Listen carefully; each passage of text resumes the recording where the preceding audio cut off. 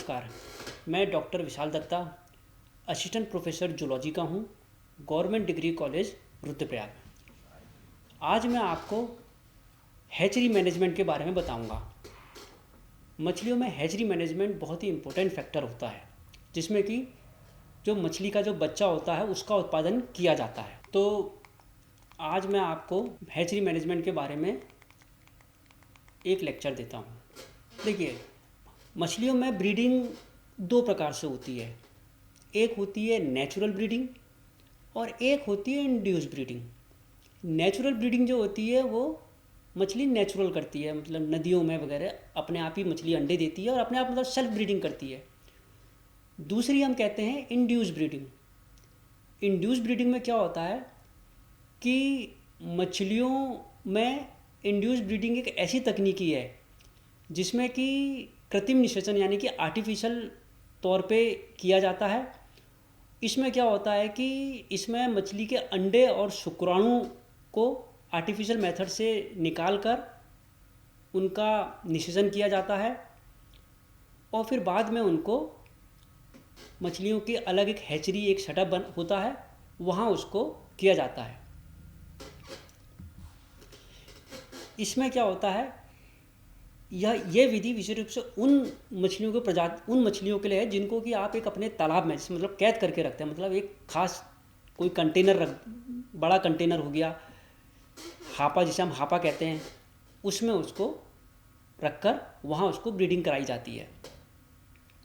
तो भारत में सबसे पहले जो ब्रीडिंग हुई थी 1957 में, 10 जुलाई 1957 में डॉक्टर हीलालाल चौधरी ने कार्प की पिट्यूटरी ग्लैंड से हार्मोन निकालकर मछली को इंजेक्ट करा के इंड्यूस ब्रीडिंग के रूप में एक नई तकनीकी विकसित करी, जो कि आज पूरे भारत में हर हैचरी में इसको अपनाया जाता है।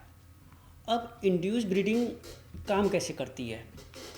इसमें क्या होता है कि मछली के लिए हार्मोन का इंजेक्शन तैयार किया जाता है।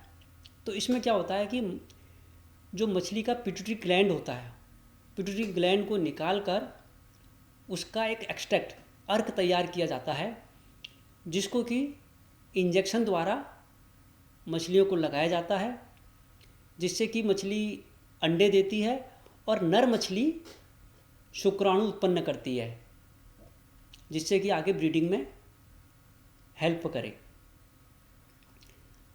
इसी के लिए एक टर्म आता है हाइपोफाइसेशन। ये एक आम विधि है। इसमें क्या होता है कि मछली की पिट्यूटरी ग्लैंड निकाल कर जो ब्रूडर है हमारे पास, ब्रूडर मतलब जो मछली ब्रीडिंग के लिए तैयार है, उसको अंडे देकर उसको उत्तेजित करना कि वो इंजेक्शन देकर कि वो अंडे दे सके। इसमें हम दूसरे हार्मोन भी इस्तेमाल करते हैं, जिसे हम सिंथेटिक हार्मोन कहते हैं, जैसे कि आपका HCG यानी कि ह्यूमन कोरियोजेनिक गोनोट्रोपिन होता है। और भी कई हार्मोन आते हैं जैसे कि ओवाप्रिन हो गया, ओवाटाइड हो गया। इस प्रकार के जो बाज़ार में रेडीमेड हार्मोन उपलब्ध हैं, उसको मछली को इंजेक्शन द्वारा लगाया जाता है। अब जो ये गोनेडोट्रोपिन हार्मोन जो होता है पिट्यूटरी ग्लैंड में, इसको हम पिट्यूटरी ग्लैंड से निकालते हैं। तो इसको निकालने के लिए हमें क्या काम करना होता है? तो इसको निकालने से पहले तो हम ये समझ लें कि इसमें कौन से हार्मोन होते हैं। इसमें एक फॉलिकुलर स्टिमुलेटिंग हार्मोन होता है जिसे FSH कहते हैं, एक ल्यूटिनाइजिंग हार्मोन होता है जिसे LH कहते हैं। ये क्या करते हैं कि मादा मछली को अंडे देने के लिए और नर मछली को शुक्राणु उत्पन्न करने में मदद करते हैं। अब हम कहेंगे अगली चीज़ है collection of pituitary gland and it's preservation, यानी कि पिट्यूटरी ग्लैंड को कैसे कलेक्ट किया जाए और कैसे उसको प्रिजर्व किया जाए। देखो, पिट्यूटरी ग्लैंड मछली की एक एंडोक्राइन ग्लैंड होती है जो कि हार्मोन सिक्रीट करती है, जिससे कि मछली ब्रीड करती है। ये हार्मोन होते हैं, मैंने आपको पहले बताया था कि फॉलिकुलर स्टिमुलेटिंग हार्मोन होते हैं, ल्यूटिनाइजिंग हार्मोन होते हैं। अब यह है कि रेयरिंग ऑफ ब्रूड स्टॉक को हम कैसे रेयर करेंगे। तो देखिए, ब्रूड स्टॉक मतलब ऐसा तालाब जहाँ पे आपका ब्रूडर बने। ब्रूडर मतलब जिस मछली से आप अंडे लेना चाह रहे हैं, ब्रीडिंग करवा रहे हैं, उसको हम ब्रूड स्टॉक कहते हैं। तो इसके लिए आपका तालाब 0.3 हेक्टर से 0.3 हेक्टर से 1 हेक्टर के बीच इसका आकार होना चाहिए और इसकी गहराई लगभग 1.5 से 2 मीटर के आसपास होनी चाहिए। ये तालाब आपको पूरा वैज्ञानिक तरीके से तैयार करना चाहिए। मछलियों को ब्रूडर मछली को तैयार करने के लिए उनको अच्छी डाइट देनी चाहिए। ये ब्रूडर मछलियाँ आपको अलग अलग जगह से आप इकट्ठी कर सकते हैं। किसी नदी से इकट्ठे कर सकते हैं, बड़े बड़े डैमों से इकट्ठे कर सकते हैं। और इसका इकट्ठा करने का जो सही टाइम आपका जनवरी फरवरी में आप ले आइए, उसको रखिए अपने तालाब में और अच्छी उनको डाइट दीजिए।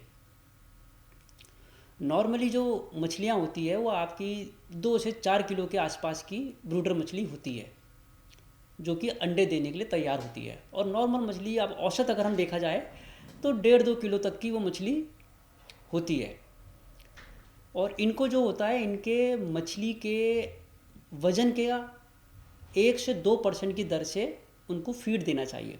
कहने का मतलब यह है कि अगर कोई मछली 1 किलो की यानी कि 1000 ग्राम की, तो उसका 1% 10 ग्राम या 20 ग्राम, मतलब 10 से 20 ग्राम पर डे 1 किलो की एक मछली को फीड देना चाहिए, जिससे कि वो ब्रूडर के रूप में अच्छी तरह डेवलप हो सके। अब मेन चीज़ है कि सेक्स डिटर्मिनेशन की आप कैसे पहचानेंगे कि कार्प मछली में कि कौन सी नर मछली है, कौन सी मादा मछली है। तो देखो, इसको पहचानने के लिए ख़ास तौर से जब ब्रीडिंग सीजन आता है तो नर मछली के जो डॉर्सल फिन होते हैं, मतलब साइड के पंख होते हैं, अगर आप डॉर्सल और पेक्टोरल फिन आप उसको छुएंगे तो वो आपको थोड़ा खुरदरे लगेंगे, दानेदार टाइप के लगेंगे। और मादा मछलियों के अगर आप पंखों को छुएंगे हाथ से तो वो आपको बहुत ही चिकने लगेंगे। और जो मादा मछली का जो यौन अंग है, जहाँ से वो अंडे देती है, वो आपको थोड़ा सा लाल लाल लिए हुए बाहर की ओर निकला हुआ सूजा हुआ टाइप का आपको दिखेगा। आप ये फ़ोटो में देख सकते हैं कि कैसा है। फ़ोटो आपको दिख रही है, मतलब जो मादा मछली का जो जहाँ से अंडे निकलते हैं वो आपको थोड़ा बाहर की ओर निकला हुआ दिखेगा और थोड़ा सा लाल लालपन उसमें नज़र आएगा। अब आप पिट्यूटरी ग्लैंड से हार्मोन कैसे एक्सट्रैक्ट करेंगे, ये आपको करना है। तो देखिए, आपको मछली को अंडे देने के लिए या उसको ब्रीडिंग कराने के लिए हार्मोन का इंजेक्शन लगाना पड़ता है। तो इसके लिए आपको क्या करना पड़ता है कि आपको मछली की पिट्यूटरी ग्लैंड निकालनी पड़ती है और उसको डिस्टिल वाटर में भिगोया जाता है। उसके बाद उसमें से हार्मोन अलग किया जाता है और 0.2 ml पर केजी के हिसाब से मछली को इंजेक्ट किया जाता है। तो लेकिन मेन चीज़ ये है कि आप हार्मोन को पिट्यूटरी ग्लैंड से अलग कैसे करेंगे। तो इसके लिए एक मशीन आती है, उसको गोल गोल करके घूमती है वो, तो उसको हम बोलते हैं सेंट्रीफ्यूगेशन। ये आपको सेंट्रीफ्यूग मशीन की फ़ोटो दिख रही है। एक टेस्ट ट्यूब में पिट्यूटरी ग्लैंड को रखा है अल्कोहल में और उसको इस मशीन में रख दिया तो बहुत तेज़ी से ये घूमती है। तो इसमें क्या होता है कि जो इसका हार्मोन वाला हिस्सा है वो अलग हो जाता है, ऊपर की ओर तैरने लगता है, जिसको कि आप आसानी से अलग कर सकते हैं। ये आपको फ़ोटो में दिख रहा है कि टेस्ट ट्यूब में हार्मोन को निकाल लिया गया है। अब ये है कि आपको हार्मोन का इंजेक्शन कब और कैसे लगाना पड़ता है और कितना लगाना पड़ता है। नॉर्मली मादा को ज़्यादा इंजेक्शन लगाया जाता है और नर को कम लगाया जाता है। यानी कि मादा को आपको 2 इंजेक्शन लगाने पड़ेंगे और नर को 1 इंजेक्शन लगाना पड़ेगा। पहला जो इंजेक्शन होगा 2 से 3 ml पर केजी बॉडी वेट के हिसाब से आपको एक इंजेक्शन लगाना पड़ेगा। वो इंजेक्शन लगाने के बाद, ये मादा को कह रहा हूँ, मादा को 2 से 3 ml पर केजी बॉडी वेट के हिसाब से आपको एक इंजेक्शन लगाएंगे। उसके 6 घंटे बाद आप दूसरा इंजेक्शन लगाएंगे 5 से 12 ml। और जब दूसरा इंजेक्शन मादा को लगाएंगे उसी समय नर को भी आप 2 से 3 ml इंजेक्शन लगा देंगे। अब यह आपको इंजेक्शन लगाना कहाँ है? ये इंजेक्शन इंट्रामस्कुलर लगता है। तो इसमें क्या है कि जो मछली के पंख के साइड नीचे की तरफ, बेली के पास, पंख के नीचे की तरफ जो मछली का पेट होता है, वहाँ पे आपको हल्का सा एक उसकी जो छिलका होता है वो उठा के मछली के स्किन से 30 डिग्री का लगभग कोण बनाते हुए इंजेक्शन को अंदर डाला जाता है और इंजेक्ट कर दिया जाता है। और जब आप इंजेक्शन लगाते हैं तो उस समय थोड़ा सा आपको मछली की केयर करनी भी ज़रूरी है कि वो ज़्यादा हिले डुले ना, उसको कपड़े से अच्छी तरह ढकना पड़ेगा। और इंजेक्शन देने के बाद मछलियों के लिए एक अलग से एरिया बनाया जाता है जिसे हम की प्रजनन पूल कहते हैं, वहाँ उसको छोड़ देते हैं। कार्प मछलियों में पानी का तापमान लगभग 24 से 33 डिग्री, मतलब ये लगा ले 20 से 30 डिग्री, 20 डिग्री से ज़्यादा ही होना चाहिए, और 35 डिग्री के आसपास तक इसका टेम्परेचर सेंटीग्रेड तक रहना चाहिए, जिसमें कि ये अच्छी तरह ब्रीडिंग कर सकती है।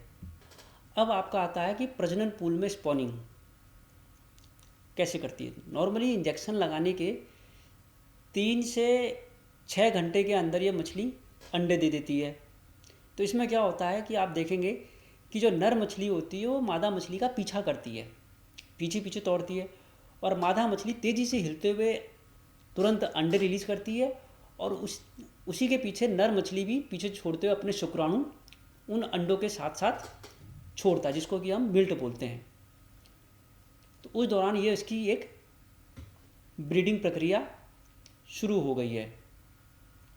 इसमें क्या होता है, मछली के जो अंडे होते हैं वो थोड़े से फूल जाते हैं, उसका आकार बढ़ जाता है, 3.5 से 5.5 mm तक इसका होता है। ये देखिए आपका एक ब्रीडिंग पूल है, सीमेंटेड सर्कुलर बनाया गया है, इसमें इसको डाला जाता है। ब्रीडिंग पूल के अंदर ये इस तरीके से हापे लगाए गए हैं। ये आपको फ़ोटो दिख रही है, ये देखिए, ये मछली को फर्स्ट डोज वाला ये इंजेक्शन दिया जा रहा है, और फिर ये सेकंड डोज वाला इंजेक्शन दिया जा रहा है।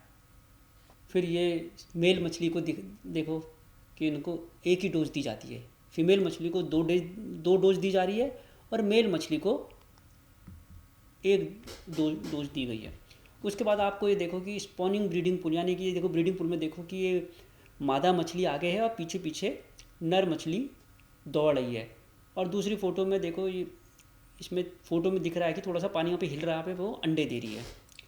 अब इसमें जब ये अंडे दे देती है, मतलब जब आपने इंजेक्शन लगाने के बाद छोड़ा तो 3 से 4 घंटे में अंडे दे देती है। कहने का मतलब ये है कि 6 से 8 घंटे बाद आपको अंडों को, फिर मछलियों को वहाँ से अलग करके अंडों को हैचिंग पूल में पानी सहित छोड़ देना चाहिए। इसमें क्या होता है, कुछ अंडे ख़राब भी होते हैं। तो ख़राब अंडों की पहचान क्या है कि वो अंडे सफ़ेद हो जाते हैं, और जो अंडे सही होंगे वो आपको पारदर्शी दिखेंगे, ट्रांसपेरेंट अंडे दिखेंगे, आपको उसके अंदर अलग से योग भी नज़र आएगा। तो जो सफ़ेद अंडे हैं वो आपको अलग कर देने होंगे। अंडे नॉर्मली 15 से 18 घंटे के अंदर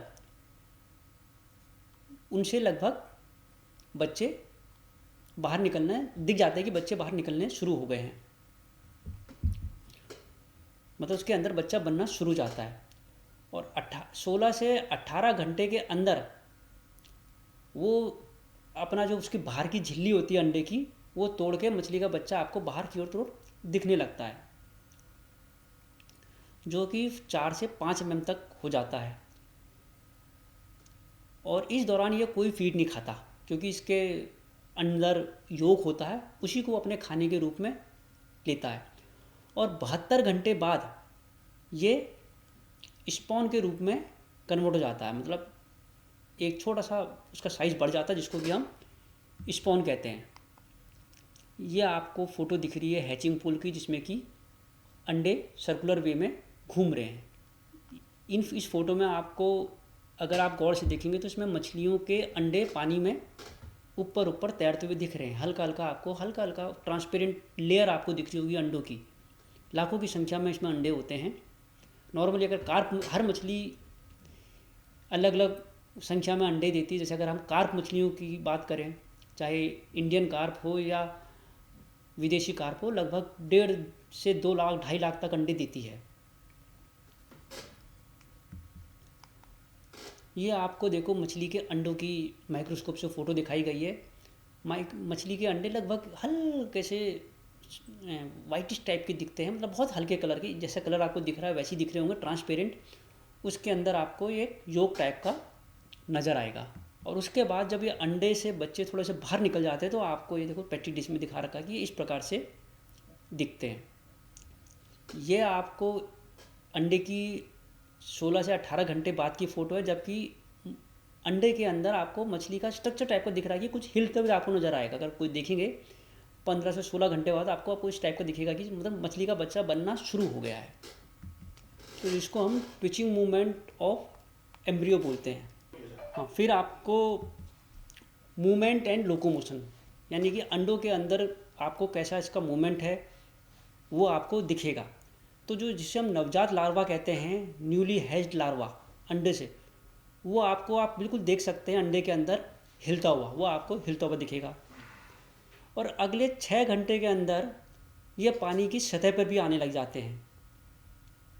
धीरे धीरे आपको हिलते हुए नज़र आते रहेंगे। और 12 से 24 घंटे के अंदर इनमें वर्टिकल मूवमेंट हो जाता है, मतलब नीचे से ऊपर, ऊपर से नीचे ये चलने लग जाते हैं। और कभी कभार आपका इनका मूवमेंट जिग जैग भी दिखता है।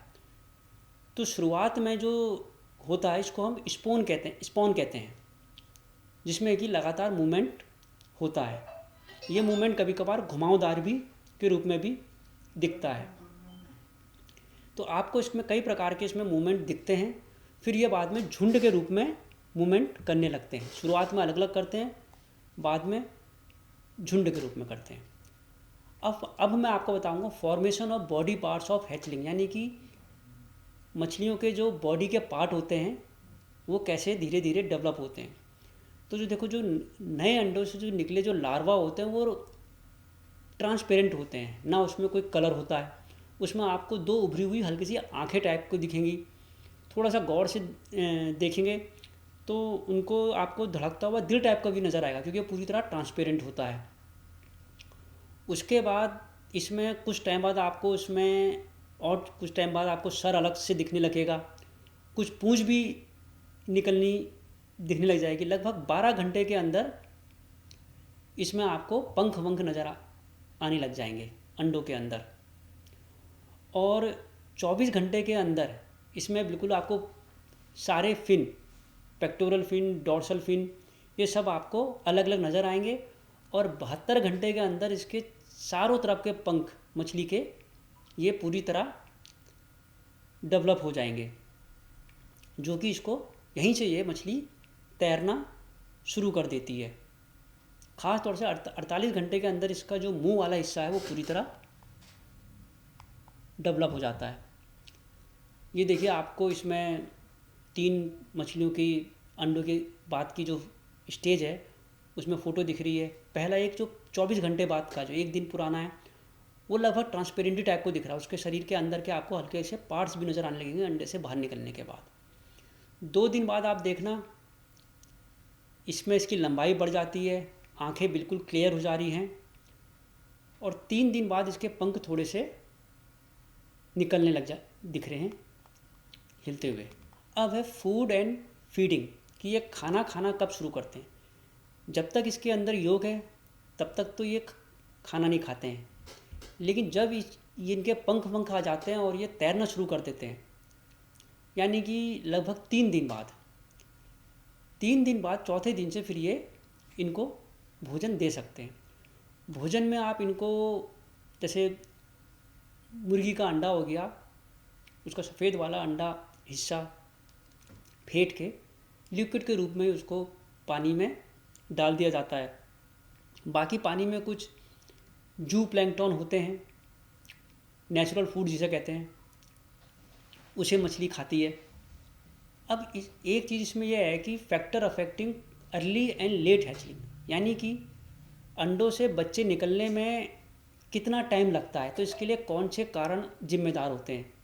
पहला कि अगर उसमें ऑक्सीजन लेवल कम है, 3 ppm कम, तब अंडे से बच्चा निकलने में ज़्यादा टाइम लगेगा। दूसरा, अगर पानी का फ्लो आपने बाहर से बढ़ा रखा है, यानी कि 0.6 मीटर पर सेकंड से अधिक है, तब इसमें हैचलिंग में टाइम लगेगा। एल्कलिनिटी इसकी 100 ppm से ज़्यादा है, pH 6.5 से कम है, और पानी का तापमान भी अगर वो बहुत ज़्यादा कम हो गया या बहुत ज़्यादा बढ़ गया तो वो भी इसकी हैचलिंग पीरियड को बढ़ा देता है। यानी कि जहाँ ये 3 दिन में अंडे से बच्चा बन रहा है तो 4 दिन 5 दिन भी लग सकते हैं। तो ये इस पे अफेक्ट करता है कि इसमें कितना टाइम लग रहा है। और इसमें क्या होता है कि इस दौरान जब हैचरी में अंडे से बच्चे बनते हैं तो उसमें मोर्टिलिटी यानी कि मछलियों की मृत्यु दर होना, बच्चों की मृत्यु दर होना एक आम बात है। मतलब ये आप मान लीजिए कि 25 से 30% मोर्टिलिटी होती है। अब ये इस चीज़ पे भी निर्भर करता है कि आपने उसका रख रखाव कैसे किया, ऑक्सीजन लेवल ठीक है नहीं है, टेम्परेचर ठीक है नहीं है, और पानी का इनलेट और आउटलेट वो ठीक है या नहीं है। अगर इसमें थोड़ा सा कम ज़्यादा होता है तो मोर्टिलिटी भी बढ़ जाती है, लेकिन नॉर्मली मोर्टिलिटी 20 से 30% तक आपकी होती है। कुछ अन्य परेशानियां भी आपको अपनी हैचरी में दिखेंगी। एक हम बोलते हैं वाइट स्पॉन सिंड्रोम। इसमें क्या होता है कि ब्रीडिंग के बाद दूसरे दिन ही कुछ अंडे सफ़ेद हो जाते हैं, उसमें इन्फेक्शन हो जाता है, कुछ पूरे सफ़ेद हो जाते हैं, कुछ का योक वाला हिस्सा सफ़ेद होने लगता है। तो जो भी अंडों में या अंडों के बाद में जो सफ़ेदपन आता है तो इसका मतलब ये है कि उसमें वो सक्सेस नहीं होगा, उसको हटा देना चाहिए। कुछ क्या होता है कि अगर इसकी जो छारी है वो 150 से ज़्यादा हो तब भी ये परेशानी होती है, वो पूरी तरह मछली के अंडे सफ़ेद हो जाते हैं। तो ऐसे में अगर ये क्षारीयता वगैरह आपको मेंटेन करनी है तो पानी में फिटकरी का इस्तेमाल करना चाहिए, जिससे कि इसकी जो मोर्टिलिटी है, मृत्यु दर, वो कम हो जाए। कुछ अदर जो प्रॉब्लम होती है उसको स्पेलमोटिक सिंड्रोम या योक सैक ड्रॉप्सी भी बोलते हैं। इसमें क्या होता है कि ये दूसरे दिन दिखाई देने लगता है, जिसमें क्या होता है जो योक सैक है वो कुछ ज़्यादा फूला हुआ लगने लगता है।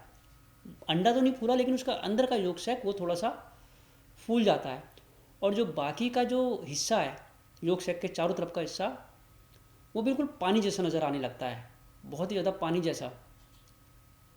तो इसका मतलब ये है कि वो अंडा भी लगभग ख़राब हो रहा है, और 3 दिन के अंदर इसमें वो बच्चा नहीं बन पाता, वो अंडा मर जाता है। कुछ अदर प्रॉब्लम भी हैं जैसे गैस बबल सिंड्रोम। इन मामलों में क्या होता है कि अंडे ऊपर तैरना शुरू कर देते हैं, उनके अंदर हवा कुछ ज़्यादा भर जाती है। तो ये तब होता है जब ऑक्सीजन की मात्रा पानी में ज़रूरत से ज़्यादा हो जाए, तो उसको हम गैस बबल सिंड्रोम कहते हैं। उसमें अंडों के अंदर हवा भर जाती है। अगला है फंगल इन्फेक्शन। फंगल इन्फेक्शन में क्या होता है कि वो अंडे सफ़ेद पड़ जाते हैं, उसमें फंगस का इन्फेक्शन हो जाता है और सफ़ेद पड़ के वो बिल्कुल ख़त्म हो जाते हैं। तो ऐसे में उन अंडों को, जो अंडे सफ़ेद पड़ जाते हैं, उनको अलग कर देना चाहिए, क्योंकि वो दूसरे अंडों को भी इन्फेक्ट कर देंगे। तो ये आपके इसमें मेन प्रॉब्लम है। अगर ये प्रॉब्लम से आपने निजात पा ली तो फिर आपका हैचरी में मैनेजमेंट में कोई दिक्कत नहीं आएगी, क्योंकि जहाँ मछली से अंडे से बच्चा बन गया, उसके बाद तो आपको खाली उनकी फीडिंग पे ध्यान देना है और थोड़ा वाटर क्वालिटी पे ध्यान देना है। फिर यहाँ पे मोर्टिलिटी कम होती है। शुरुआती फीडिंग आपकी बॉडी वेट का 4 से 5% होता है। उसके बाद जब ये फिंगरलिंग से ऊपर बढ़ जाती है तब इसका जो फीडिंग होता है वो करीबन 3 से 4% तक बॉडी वेट का होता है। तो ये मैंने आपको पूरा हैचरी मैनेजमेंट के बारे में बता दिया। इसी के साथ मैं अपना लेक्चर यहीं पे समाप्त करता हूँ। धन्यवाद।